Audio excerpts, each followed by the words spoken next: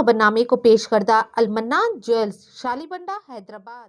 नाजरीन, कुछ दिन कबल बरकत अली खान ने तहरीक मुस्लिम शब्बान के सदर मुश्ताक मलिक के वीडियो बयान को लेकर खुलासा किया था और उस पर साइबर क्राइम में एक शिकायत भी दर्ज करवाई गई। एसीपी ने तमाम तर शिकायत पर और वीडियो का बारीकबीनी से मुताला करने के बाद तहरीक मुस्लिम शब्बान के सदर मुश्ताक मलिक के खिलाफ FIR भी दर्ज कर दिया है। आइए जानते हैं इस खुसूस में तमाम तर तफसीलात बरकत अली की ज़बानी। मेरा नाम बरकत अली खान है।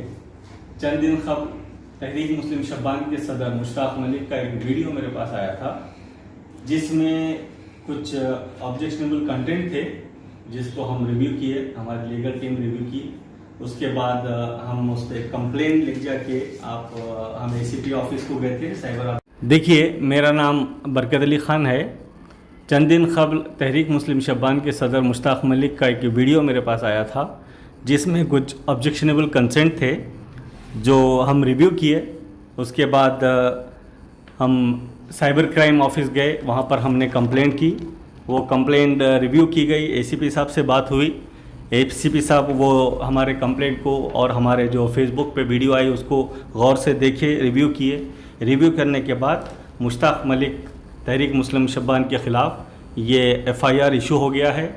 और आज ACP साहब से बात हुई, SI साहब से बात हुई और जो सेक्शंस हम कंप्लेंट में जो बताए थे हमारे ACP साहब को कि वो जो कंटेंट है उसके हिसाब से कि 120B, 121, 124A, 298, 504 और 506 का जो कॉन्स्टिट्यूशन पे इनडायरेक्ट उनका जो एलिगेशंस थे गवर्नर के नाम पे और एक्स गवर्नर के नाम पे और पॉलिटिकल डिफरेंट पार्टीज़ के नाम पे जो UP इलेक्शन के सिलसिले में उनका जो एनालाइजिंग वीडियो आया था वो यकीनन ऑब्जेक्शनेबल है। तो as a law abiding Indian, law abiding citizen हमारी ये जिम्मेदारी थी कि उस बात को हाईलाइट करें और हमने हाईलाइट किया। और पुलिस के कोऑपरेशन से और उस चीज़ को समझने के बाद मुश्ताक मलिक के ख़िलाफ़ ये FIR इशू हुआ। और ACP साहब ने आज कहा है कि बहुत जल्द हम मुश्ताक मलिक को इन्वेस्टिगेशन के लिए बुलाया जाएगा और इन्वेस्टिगेशन पे बुलाने के बाद और अगर मैटर मिलता है, कुछ कंटेंट और मिलता है तो और भी केसेस और भी सेक्शंस उन पे ऐड करेंगे। और साथ ही साथ हमारा ये आवाम से गुजारिश है कि जिस तरीके से वो वीडियो में आवाम को बहकाने और नौजवानों को बहकाने की बात कर रहे हैं तो मीडिया के थ्रू मैं आवाम से गुजारिश करता हूं कि उनके बहकावे में ना आएँ और अमन के साथ और प्यार और मोहब्बत के साथ हैदराबाद को चलने दें। और इस ज़मीन पर हम जिस तरीके से अमन और भाईचारे का हम बात करते हैं तो ऐसी शख्सियतें जो पैरेलल जुडिशरी चला रही हैं, जिसमें हमने कंप्लेन में ये भी कहा है कि शरई फैसला बोर्ड के नाम पे वो एक पैरेलल जुडिशरी चला रहे हैं जिस अनऑथराइज्ड है। और उस सिलसिले में भी ACP साहब ने ख़ास तौर पे नोट लिया है और उस पर का भी सेक्शन भी ऐड किया गया है और फर्दर इन्वेस्टिगेशन के लिए उनको बहुत जल्द बुलाया जाएगा। जुडिशरी पे हमको पूरा भरोसा है और हम जो पॉइंट्स हाईलाइट किए उनके ऑब्जेक्शनेबल कंटेंट के बारे में पुलिस से और पुलिस का ताउन भी रहा है और बहुत जल्द उनको इस सिलसिले में कोर्ट में हाजिर होना पड़ेगा और जुडिशरी में इस सिलसिले में कार्रवाई पूरी तरीके से होगी।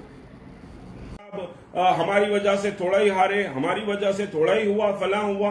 अरे आपका एक बयान पूरे मुल्क में आग लगा देता है, पूरे हिंदू फोर्सेस को यूनाइट कर देता है। क्या हम नहीं देखे कि अकबरुद्दीन ओवैसी साहब का निर्मल में एक बयान आया जो पूरे मुल्क में गश्त कराया उन लोग कि ये हमारे देवी देवताओं को बुरा कहते हैं। आप क्या समझते हैं कि खाली आप एक इलाके में इलेक्शन लड़ लिए तो मैं लड़ा क्या?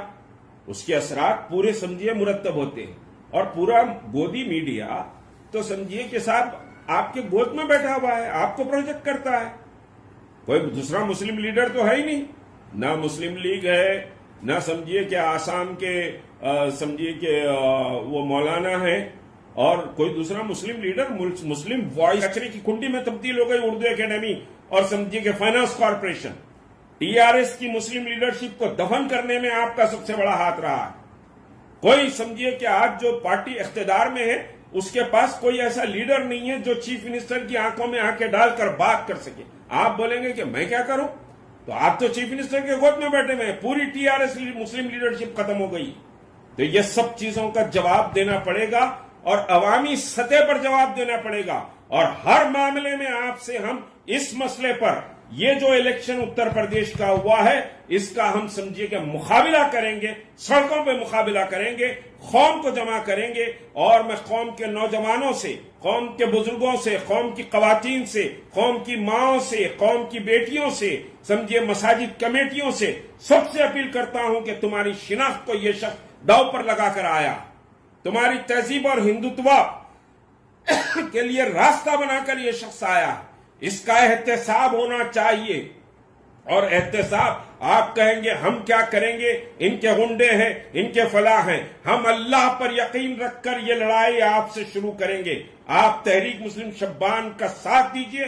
तहरीक मुस्लिम शब्बान समझिए ये जुल्म, और ये समझिए कि साहब ये जो मुनाफिकत है और ये दलाली का जो काम है, इसके खिलाफ एक तूफान बनकर समझिए कि मूवमेंट शुरू करेगी। और हम लड़ाई के लिए कमर बस्ता हो रहे हैं, हम खामोश नहीं बैठेंगे। अस्सलाम वालेकुम।